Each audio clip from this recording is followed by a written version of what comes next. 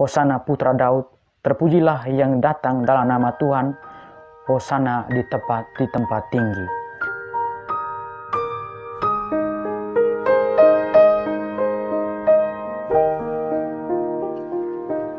Inilah Injil suci menurut Lukas, bab 19 ayat 28 sampai 40.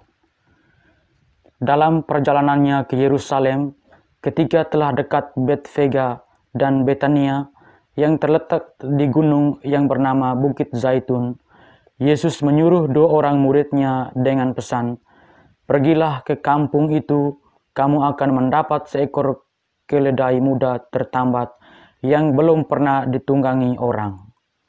Lepaskanlah keledai itu dan bawalah kemari, dan jika ada orang yang bertanya kepadamu, 'Mengapa kamu melepaskannya?' jawablah begini, 'Tuhan memerlukannya.' Lalu pergilah kedua murid yang disuruh itu, dan mereka mendapati segala sesuatu seperti yang telah dikatakan Yesus. Ketika mereka melepaskan keledai itu, berkatalah orang yang empunya keledai itu, 'Mengapa kamu melepaskan keledai itu?' Kata mereka, 'Tuhan memerlukannya.' Mereka membawa keledai itu kepada Yesus, lalu mengalasinya dengan pakaian mereka dan menolong Yesus naik ke atasnya. Dan sementara Yesus mengendarai keledai itu, mereka menghamparkan pakaian di jalan.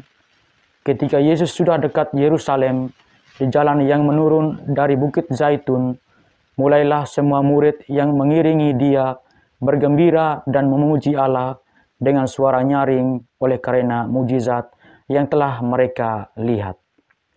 Kata mereka, 'Diberkatilah dia yang datang sebagai Raja dalam nama Tuhan. Damai sejahtera di surga dan kemuliaan di tempat yang maha tinggi.' Beberapa orang Farisi yang turut dengan orang banyak itu berkata kepada Yesus, 'Guru, tegurlah murid-muridmu itu.'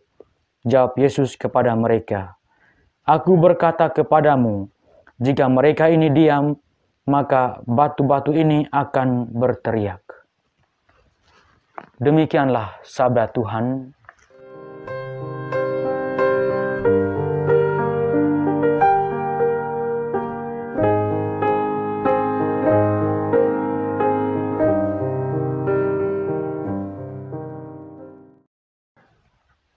Selamat pagi saudara-saudari, sahabat Karmel YouTube di mana saja Anda berada.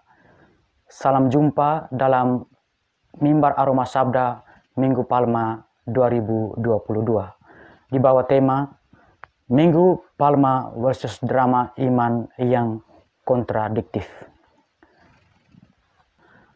Hari ini Gereja Katolik sejagat memulai pekan suci untuk mengenang kisah sengsara Tuhan kita Yesus Kristus. Namun sebelumnya saya mengajak kita untuk kembali melihat peristiwa yang terjadi pada minggu lalu, yakni pada pekan Minggu Prapaskah yang kelima, atau yang disebut dengan Minggu Sengsara. Apa yang istimewa dalam Minggu Sengsara ini?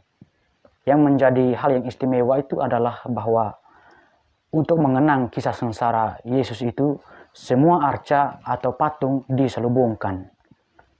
Mengapa demikian? Alasan lain ya, selain alasan liturgis bahwa untuk mengenang kisah sengsara, kita juga bisa merefleksikannya secara lain bahwa dalam masa sengsara ini, kealahan Yesus atau Kristus iman itulah yang diselubungkan dengan tujuan agar bahwa dalam masa sengsara ini arah atau permenungan kita itu terarah kepada Yesus yang adalah manusia atau Yesus historis. Sedangkan Yesus sebagai Allah itulah yang harus kita diselubungkan. Sehingga pada hari ini dalam Minggu Palma ini kita memulai peristiwa sengsara Yesus itu di mana Yesus masuk kota Yerusalem dengan menyambut lambaian daun palma. Yang menarik adalah bahwa peristiwa jalan salib Yesus Yerusalem itu dimulai dengan suatu perarakan yang meriah dengan gegap gempita, di mana Yesus masuk kota Yerusalem sebagai seorang raja dengan menunggang seekor keledai dan disambut dengan lambaian daun palma. Di sini palma dan keledai merupakan kata-kata kunci dalam seluruh peristiwa dramatis iman itu. Palma adalah sejenis tanaman keras yang biasanya tumbuh di tempat yang gersang atau di tempat yang berbatu, sehingga walaupun keadaannya cukup gersang, tetapi daun palmanya tetap berwarna hijau karena dia sangat tahan dengan situasi tertentu. Sedangkan keledai adalah binatang pembawa beban yang penurut dan selalu taat setia kepada tuannya. Lambaian daun palma melambangkan harapan dan keteguhan Yesus dalam menjalankan misi penyelamatannya. Keledai yang digunakan Yesus menjadi lambang ketaatan dan kesetiaannya yang total dan paripurna kepada kehendak Bapa sebagai raja yang diurapinya.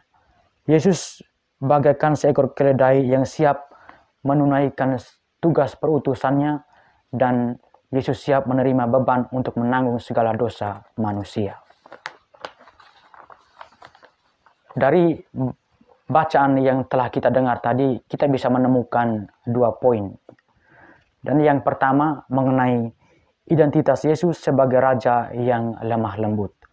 Ketika Yesus masuk kota Yerusalem, ia disambut dengan meriah dan disambut sebagai seorang raja. Walaupun selama hidupnya Yesus sangat jarang mengakui dirinya sebagai raja, tetapi toh di hadapan Pilatus dia sendiri mengatakan bahwa kerajaannya bukan dari dunia ini, melainkan dari atas. Di sini karakter Yesus sebagai seorang raja sungguh-sungguh bertentangan dengan sifat raja manusia, yang dimana raja manusia adalah raja yang memimpin dengan tangan besi, raja yang hanya mengumpulkan harta-harta duniawi. Sedangkan Yesus adalah seorang raja yang lemah lembut, raja yang mau menerima segala beban dosa manusia. Poin yang kedua adalah mengenai misi dan perutusan Yesus. Hal ini terungkap lewat teriakan khalayak ramai, Hosana putra Daud, terpujilah yang datang dalam nama Tuhan, Hosana di tempat tinggi. Kata Hosana adalah seruan massa Yahudi yang ditujukan kepada raja mereka. Suatu seruan memohon keselamatan. Inilah doa yang disertai teriakan dari bangsa yang menantikan pembebasan dari berbagai bentuk penjajahan dan belenggu dan kesulitan-kesulitan hidup mereka. Saudara-saudari sahabat Karmelituk di mana saja Anda berada, setelah kita mendengar dan merenungkan kisah sengsara yang dilukiskan oleh Lukas, boleh mengatakan bahwa peristiwa mulia Minggu Palma merupakan sebuah drama iman yang dramatis dan yang kontradiktif. Mengapa saya mengatakan sebuah Minggu Palma adalah drama iman yang kontradiktif atau yang saling bertolak belakang? Di sini kita melihat bahwa ketika Yesus masuk kota Yerusalem, Yesus disambut dengan gegap gempita, sorak-sorai dan lambaian daun palma, dan peristiwa itu pun seketika berubah menjadi suatu sorak-soraikan amarah dan dengki dan teriakan, salibkanlah dia, salibkanlah dia. Ketika saya merefleksikan ini bahwa Minggu Palma merupakan suatu drama iman yang sangat dramatis atau yang kontradiktif, karena peristiwa itu sangat cepat untuk berputar. Saudara-saudari sahabat Karmelituk di mana saja Anda berada, ketika kita mendengar bacaan-bacaan Injil tadi, kita juga bisa merenungkan bahwa peristiwa penyaliban Yesus itu tidaklah sebagai suatu bentuk kesengsaraan Yesus, tetapi itu adalah rencana Allah untuk menyelamatkan kita umat manusia. Akan tetapi, apa yang dikisahkan dalam penginjil Lukas, kita bisa melihatnya secara positif, di mana Kisah sengsara, penderitaan, dan kematian Yesus tidak semata-mata sebagai akibat pengkhianatan manusia, entah itu dari para rasul, khalayak ramai, para prajurit, imam-imam besar, Pilatus dan Kayafas, melainkan juga merupakan jalan atau cara yang dipakai Allah untuk merealisasikan rencana penyelamatannya kepada umat manusia. Inilah misteri cinta kasih ilahi yang sejati kepada bangsa manusia. Cinta yang rela berkorban demi kebahagiaan mereka yang dicintai. Cinta semacam inilah yang mampu mencarikan kekerasan dan kebekuan hati manusia, merobohkan tembok-tembok ketegaran hati, meruntuhkan benteng-benteng kebencian hati, dan dendam-dendam kusumat dan kecurigaan dalam diri manusia. Dengan itu, Allah berharap agar manusia boleh menemukan kembali Firdaus yang telah lama hilang akibat dari dosa kita manusia. Hanya dengan cara inilah kita boleh mengalami suasana hidup baru dengan Tuhan dan sesama yang dilandasi iman, kepercayaan, harapan, dan kasih yang tulus. Saudara-saudari, sahabat Karmelituk di mana saja Anda berada, mari kita satukan semua dalam doa. Dalam nama Bapa dan Putra dan Roh Kudus. Amin. Allah Bapa yang Maha Kuasa, curahkanlah rahmat-Mu dalam hati kami, agar kami mampu meresapkan peristiwa-peristiwa sengsara Yesus yang dimulai dari Yesus masuk Yerusalem dan berakhir di Bukit Golgota.